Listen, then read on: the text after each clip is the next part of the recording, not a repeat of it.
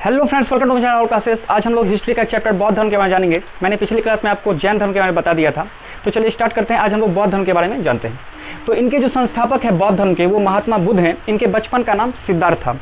आपको याद होगा, मैंने पिछले क्लास में बताया था कि महावीर स्वामी के पिताजी का नाम सिद्धार्थ था, लेकिन इनके बचपन का नाम क्या था? सिद्धार्थ था। तो आप याद रखेंगे।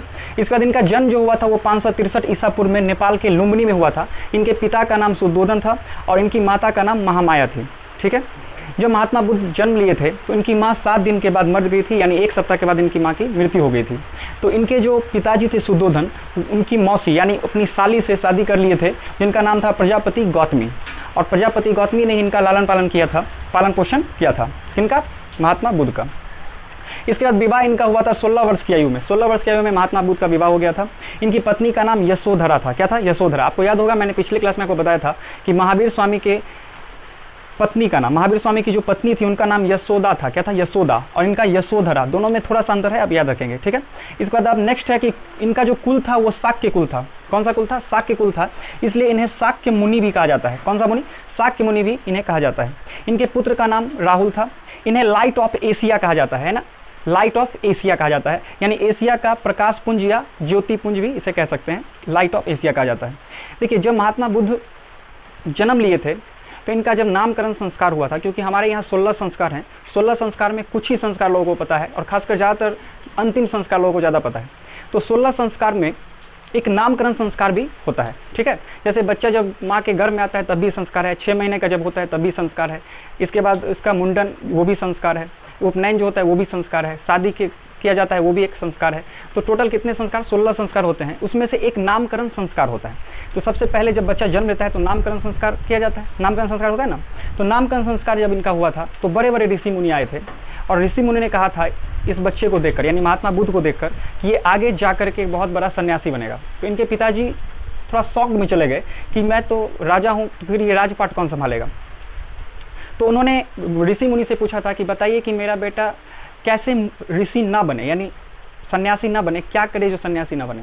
तो ऋषि मुनि ने उन्हें कहा था कि अगर आपके बेटे को थोड़ा सा भी दुख का अनुभव होगा, यानी थोड़ा सा भी कष्ट मिलेगा, तो क्या कर देगा?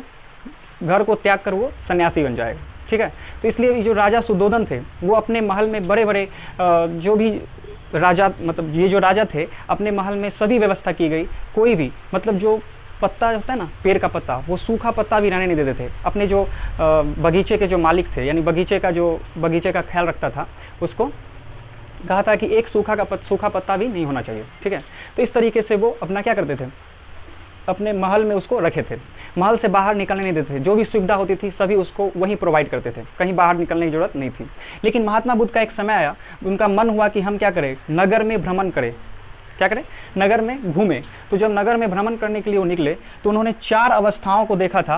पहला अवस्था देखा था वृद्ध व्यक्ति, यानी बूढ़ा व्यक्ति को उन्होंने देखा था। कैसा? बूढ़ा व्यक्ति। तो इनका जो सारथी चन्ना था, क्या था? चन्ना। उनके घोड़े का नाम कंथक था। तो सारथी चन्ना से उन्होंने पूछा कि बताइए कि ये कौन है? तो उन्होंने कहा कि ये वृद्ध व्यक्ति है, बूढ़ा व्यक्ति है। जब कोई ज़्यादा एज का हो जाता है तो ये बूढ़ा हो जाता है। तो महात्मा बुद्ध ने पूछा था क्या मैं भी बूढ़ा हो जाऊँगा? तो बोले हाँ बिल्कुल, आप भी बूढ़ा हो जाएंगे। इसके बाद दूसरा था बीमार व्यक्ति। उन्होंने बीमार व्यक्ति को जब देखा तो उन्होंने पूछा कि ये कौन है? तो सारथी ने, उनका चन्ना जो सारथी था, उन्होंने कहा कि जब ये व्यक्ति बूढ़ा हो जाता है ना तो फिर ये क्या हो जाता है? बीमार हो जाता है। बीमारी अवस्था में, मतलब बहुत सारा इसे रोग हो जाता है, तो ये बीमार हो जाता है। इसके बाद तीसरा उन्होंने शव देखा था। शव मतलब लाश होता है। तो जब उन्होंने शव देखा तो बोला कि ये क्या है? बोला कि जब ये आदमी मर जाता है, जैसे ये पहले बूढ़ा था, उसके बाद वो बीमार पड़ा और उसके बाद वो क्या हो जाएगा? मर जाएगा। तो इसे सब आप जलाने के लिए ले जा रहे हैं, मतलब ये सब है, लाश है, इससे ये मर चुका है। इसका चौथा उन्होंने देखा था सन्यासी। तो उन्होंने अपने सारथी से पूछा कि ये कौन है? तो उन्होंने कहा था कि ये सन्यासी है। तो बोला ये सन्यासी कौन होता है? सन्यासी बोला कि देखिए, ये जो दुनिया में जितने भी लोभ, मोह, पाप जितने भी हैं, इस सब को छोड़कर जो अपने मोक्ष की प्राप्ति के लिए काम करे, इसे ही सन्यासी कहते हैं। तो बोला अच्छा ये ठीक है, सन्यासी। तो बोले ठीक है। इसके बाद ये जब 4 अवस्था को देखे तो इनके मन में वैराग्य उत्पन्न हो गया। क्या हो गया? वैराग्य उत्पन्न हुआ। और उसके बाद वो 29 वर्ष की आयु में अपने घर को त्याग दिए, जिसके लिए इनके पिताजी ये सब बंदोबस्त किए थे, है ना। माली को कहे थे कि एक भी पूरा साफ करके रखना, कोई कुछ नहीं, जो भी उनको चाहिए सब उसके महल में प्रोवाइड किया जाता था। लेकिन कहा जाता है कि होनी को कोई टाल नहीं सकता है। उसके बाद इन्हें 29 वर्ष की आयु में 29 वर्ष की अवस्था में वो घर को त्याग दिए, और जब वो घर को त्यागे तो इसे महाभिनिष्क्रमण कहा गया, है ना, महाभिनिष्क्रमण कहा गया, है ना। तो बौद्ध धर्म में इसे महाभिनिष्क्रमण कहा गया। इसके बाद नेक्स्ट आगे देखते हैं। जब ये घर को त्यागे तो अपने गुरु अलार कलाम से, अलार का नाम का गुरु था अलार कलाम, उनसे उन्होंने सांख्य दर्शन की शिक्षा ली थी और रुद्रक नाम से योग दर्शन की शिक्षा ली थी। तो उन्होंने ज़्यादातर, आप उनके पिक्चर को देखेंगे तो ये योग दर्शन में ही ज़्यादा देखने को मिलते हैं। योग दर्शन में हमेशा योग की मुद्रा में ये रहते हैं। तो इन्होंने अलार कलाम से क्या ली, सांख्य दर्शन की शिक्षा, और रुद्रक नाम से योग दर्शन की शिक्षा ली थी। इसके बाद ये सारनाथ चले गए। कहाँ चले गए? सारनाथ, उत्तर प्रदेश में है सारनाथ। वो सारनाथ चले गए अपने 5 मित्रों के साथ। कहाँ चले गए? 5 मित्रों के साथ सारनाथ चले गए। एक मृगदाब वन था, वहाँ पे वो चले गए और वहाँ पे 6 वर्षों की कठोर तपस्या किए। कितने वर्षों की? 6 वर्षों की कठोर तपस्या किए, लेकिन उनको भगवान की यानी मोक्ष की प्राप्ति उन्हें नहीं हुई। मोक्ष की प्राप्ति इन्हें नहीं हुई। उसके बाद जब 6 वर्ष कठोर तपस्या किए तो जंगल में एक स्त्री आई और महात्मा बुद्ध उस स्त्री के पास गई और पूछा कि यहाँ तुम क्या कर रही हो? तो महात्मा बुद्ध से उन्होंने कहा कि किसी वीणा के तार को आप इतना मत खींचिए कि वो टूट जाए, और इतना धीरे मत छोड़ दीजिए, ताकि मतलब धीमा मतलब कह सकते हैं कि लूज मत छोड़ दीजिए कि वो बजे ही ना। तो महात्मा बुद्ध ने पूछा ये क्या है? तो उन्होंने कहा कि अगर आप इतना कठोर तपस्या ही मत कीजिए कि भगवान को लगेगा कि हमसे कुछ मांगने आया है, कि मेरा गद्दी अपनाने आया है ना, हमें हासिल करने आया है, तो ऐसे तपस्या मत कीजिए, आप नॉर्मल कीजिए।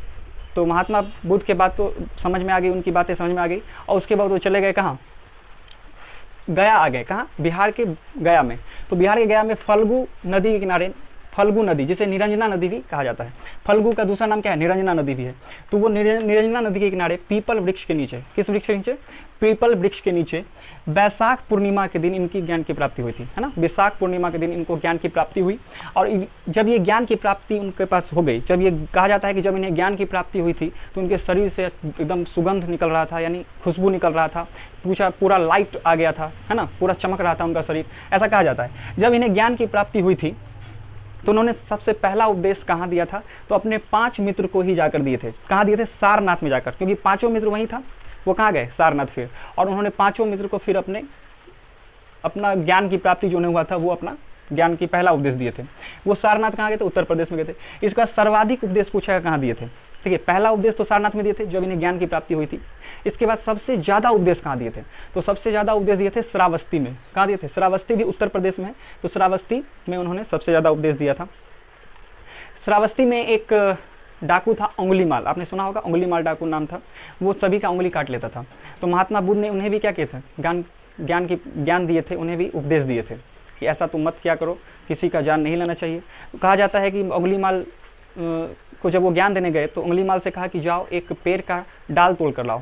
तो उन्होंने एक पेड़ का पत्ता यानी डाल तोड़कर पतला वाला लेकर आया। बोला कि जाओ जहाँ से तोड़े हो वहीं पे सेट कर दो। बोला ये कैसे हो सकता है? तो बोला कि जब तुम इसे जोड़ नहीं सकते हो तो तुम्हें तोड़ने का कोई अधिकार नहीं है। तो ऐसे उन्होंने ज्ञान की प्राप्त मतलब ज्ञान उसे भी दिया था, उपदेश उसे भी दिया था। अंगुलीमाल फिर क्या हो गए थे? वो भी महात्मा बुद्ध के शरण में आ गए थे, अंगुलीमाल भी। तो इसके बाद आगे चलते हैं।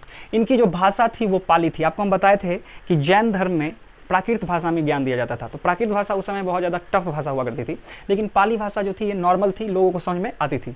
तो इनकी जो भाषा थी वो क्या थी? पाली थी। महात्मा बुद्ध के सबसे प्रिय शिष्य जो थे वो आनंद और उपाली थे। इसके 2 प्रिय शिष्य थे। इनके 2 प्रिय शिष्य कौन थे? आनंद और उपाली थे। और आनंद के कहने पर ही महिलाओं को महात्मा मतलब बौद्ध धर्म में आने की अनुमति दी थी। तो आनंद के कहने पर महिलाओं को बौद्ध धर्म में अनुमति दी थी। और जब ये अनुमति दे दिए तो महात्मा बुद्ध ने कहा था कि जब महिला बौद्ध धर्म में आ गई है तो अब ये ज़्यादा दिन तक नहीं चलने वाला है। ये हम नहीं कह रहे हैं, महात्मा बुद्ध ने खुद कहा था कि जब महिलाएं आ गई है तो ये धर्म अब ज़्यादा दिन तक चलने वाला नहीं है। इसके बाद आगे देखते हैं। बौद्ध धर्म अपनाने वाली पहली महिला जो थी इनकी मौसी ही थी, जिसका नाम क्या था? प्रजापति गौतमी। तो इनकी मौसी ही सबसे पहला धर्म अपनाने वाली महिला थी। इसके बाद महात्मा बुद्ध के 4 सत्य वचन थे, यानी 4 आर्य सत्य उन्होंने दिया था। पहला उन्होंने कहा था कि संसार दुखों से भरा है, यानी दुनिया का जितने भी लोग हैं, चाहे अमीर को देखिए और गरीब तो बेचारा दुखी है ही, यानी जितने भी अमीर भी हैं वो सभी क्या हैं? दुखी हैं, कुछ ना कुछ कारण से दुखी है। क्योंकि कहा जाता है कि कोई तन दुखी, कोई मन दुखी, कोई धन बिन रहत उदास, यानी कोई तन से दुखी है, कोई मन से दुखी है और कोई धन से दुखी है। तो जितने भी लोग हैं कुछ ना कुछ कारण दुखी हैं। और इसके बाद दूसरा उन्होंने कहा था सभी के दुखों का कारण कोई ना कोई दुखों का कोई ना कोई कारण है। ऐसा नहीं है कि अपने मन से कोई उदास है या अपने मन से कोई क्या है दुख से भरा है, ऐसा नहीं है। कुछ ना कुछ उसका कारण है। ऐसा थोड़ी है कि हम अपने मन से दुखी रहेंगे, कुछ ना कुछ कारण होगा। मान लीजिए कि हम नौकरी जॉब की तैयारी कर रहे हैं, नहीं हो रही है तो हम दुखी हैं, तो वही ना कुछ कारण होता है। और दुख का सबसे बड़ा कारण इन्होंने इच्छा को बताया था। दुख का सबसे बड़ा कारण क्या था? इच्छा। आज मान लीजिए कि मेरा मन है कि हम एक कार ले लें, लेकिन मेरे पास इतना धन नहीं है, तो क्या हम कार नहीं ले पाएंगे? लेकिन मेरी इच्छा है कि हम कार ले, तो हम दुखी रहेंगे, यार पैसा होता तो हम कार ले लेते। तो ये हम क्या करेंगे? दुखी रहेंगे। तो दुख का कारण सबसे बड़ा इच्छा है। तो इच्छा ही मेरा है, जो मेरा इच्छा है कि हमें कार होना चाहिए, मेरे घर में एसी लगाना चाहिए, मेरा घर बहुत बड़ा होना चाहिए, इच्छा है। अगर इच्छा है तो आप दुखी हैं। इच्छा को खत्म कर दीजिए, आपका दुख क्या हो जाएगा? खत्म हो जाएगा। तो इन्होंने चौथे में यही कहा था कि इच्छा पर नियंत्रण पाया जा सकता है। अगर इच्छा है कि हमें कार लेना चाहिए, अपने मन को समझाइए कि अभी छोड़िए, कुछ दिन के बाद जब पैसा होगा तब लेंगे, तो आप फिर खुश हो जाएंगे। लेकिन उसी को आप सोचते रहेंगे कार लेना है, कार लेना है, तो आप क्या होंगे? दुखी होंगे। तो इन्होंने चौथा यही कहा था, इच्छा पर नियंत्रण पाया जा सकता है। तो पहला क्या कहा था? संसार दुखों से भरा है ना। दूसरा कहा था सभी दुखों का कोई ना कोई कारण है। तीसरा कहे थे कि दुख का सबसे बड़ा कारण इच्छा है और इससे इच्छा पर कंट्रोल पाया जा सकता है। इसके बाद इस इच्छा पर नियंत्रण के लिए उन्होंने अष्टांगिक मार्ग को चुना था। कैसा मार्ग? अष्टांगिक मार्ग। न बहुत ज़्यादा कठोर, न बहुत ज़्यादा सरल, यानी बीच का मार्ग को ही अष्टांगिक मार्ग कहा जाता है। जैसे कहा गया कि अगर मान लीजिए कि आपकी इच्छा है, तो आप इतना बड़ा भी इच्छा न रखिए कि कभी पूरा ना कर पाए, और इतनी छोटी भी इच्छा मत रखिए कि इसको पूरा करने के बाद आपको संतुष्टि ना मिले। तो इसे अष्टांगिक मार्ग कहा गया था, यानी इच्छा पर नियंत्रण करने के लिए अष्टांगिक मार्ग उन्होंने दिया था। ठीक है, तो चलिए अब हम लोग आगे देखते हैं। तो चलिए देखते हैं आगे।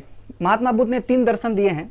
पहला दर्शन उन्होंने दिया है अनिश्वरवाद, यानी अर्थात ईश्वर का कोई अस्तित्व नहीं है, यानी इन्होंने ईश्वर को नहीं माना है।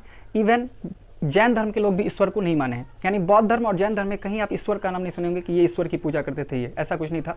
अनिश्वरवाद इन्होंने अर्थात ईश्वर का कोई अस्तित्व नहीं माना। दूसरा जो दर्शन दिए थे उन्होंने कहा था शून्यवाद। दूसरा दर्शन कौन सा था? शून्यवाद। इसमें कहा गया कोई भी व्यक्ति सर्वोपरि नहीं है, यानी दुनिया में कोई भी सर्वोपरि नहीं है।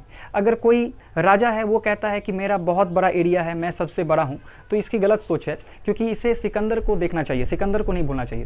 क्योंकि सिकंदर जिसे विश्व विजेता कहा जाता था, अलेक्जेंडर द ग्रेट, है ना, उस समय में जितने भी देश की खोज हो चुकी थी उस पर लगभग उन्होंने क्या कर लिया था? जीत लिया था, इसलिए विश्व विजेता कहा जाता है। और जो कहता है कि हम बहुत छोटे हैं, हम कुछ नहीं कर सकते हैं, तो उसे उस व्यक्ति को नहीं भूलना चाहिए जो अखबार बेचकर मिसाइल मैन के नाम से जाना जाता है ना, एपीजे अब्दुल कलाम। अखबार बेचकर आगे बढ़े। इसके बाद उसको नहीं भूलना चाहिए जो लड़का स्कूल में पढ़ने नहीं दिया जाता था और आज संविधान लिख दिया, डॉक्टर भीमराव अम्बेडकर। तो जो छोटे हैं उसको उससे देखना चाहिए और जो बड़े हैं उसे सिकंदर को देखना चाहिए। तो ये इसमें उन्होंने कहा था कोई व्यक्ति सर्वोपरि नहीं है, दुनिया में कोई भी सर्वोपरि नहीं है। और तीसरा उन्होंने कहा था क्षणिकवाद, यानी संसार की सभी वस्तुएं कुछ ही समय के लिए है, एक न एक दिन उस वस्तु का नाश होना फिक्स है, यानी कुछ ही समय के लिए वस्तुएं होती हैं। क्षणिकवाद, कोई इंसान है बहुत अमीर है कुछ ही दिनों के लिए, फिर वो चला जाएगा, मर जाएगा, कहने का सेंस है। यानी क्षणिकवाद है, संसार की सभी वस्तुएं कुछ ही समय के लिए है। इसके बाद बौद्ध धर्म के त्रिरत्न, आपको जैन धर्म के त्रिरत्न बताए थे, सम्यक ज्ञान, सम्यक विश्वास और सम्यक आचरण बताए थे। इसमें भी बौद्ध धर्म के भी त्रिरत्न है। इसमें कहा गया बुद्ध संघ धम्म, मतलब अगर आप बौद्ध धर्म को अपनाना चाहते हैं तो आप बुद्ध के शरण में जाइए, लेकिन बुद्ध की अब तो भगवान बुद्ध है ही नहीं, है ना, महात्मा बुद्ध तो रहे नहीं, तो अब संघ में जाइए, जो महात्मा बुद्ध के संघ हैं, जो ग्रुप हैं उसमें जाइए। अगर उसमें भी नहीं जा सकते हैं तो अपने घर पे एक किताब है जिसे धम्म कहा गया है, उस धम्म को पढ़िए, उसमें सभी महात्मा बुद्ध के बारे में लिखा गया है, सभी चीज़ों को लिखा गया है। तो इन्होंने बौद्ध धर्म के त्रिरत्न दिए थे, ठीक है, इन्हें बौद्ध धर्म का त्रिरत्न कहा गया। इसके बाद बौद्ध धर्म में 3 ग्रंथ थे जिसे त्रिपिटक कहा गया। कौन सा पिटक? त्रिपिटक। पहला था विनय पिटक, दूसरा था सूत पिटक और तीसरा था अभिधम्म पिटक। इसे त्रिपिटक कहा गया क्योंकि बौद्ध धर्म के 3 ग्रंथ थे। इसके बाद देखते हैं आगे, मृत्यु जो उनकी हुई थी, यानी महात्मा बुद्ध की जो मृत्यु हुई थी वो 483 ईसा पूर्व में हुआ था, पावापुरी में हुआ था। कहाँ हुआ था? पावापुरी, बिहार में पावापुरी में हो गया था। तो आई होप आपको ये सब समझ में आ गया होगा। अब हम लोग अगले क्लास में इनकी 4 संगीतियाँ हुई थी। बौद्ध धर्म की कितनी संगीतियाँ हुई थी? 4 संगीतियाँ हुई थी। इस 4 संगीतियों के बारे में जानेंगे। तो आज के लिए बस इतना ही रखते हैं। अगले क्लास में हम लोग 4 संगीतियाँ यानी सम्मेलन के बारे में जानेंगे। तो चलिए फिर मिलते हैं अगले क्लास में, तब तक के लिए good night, take care and bye, thank you.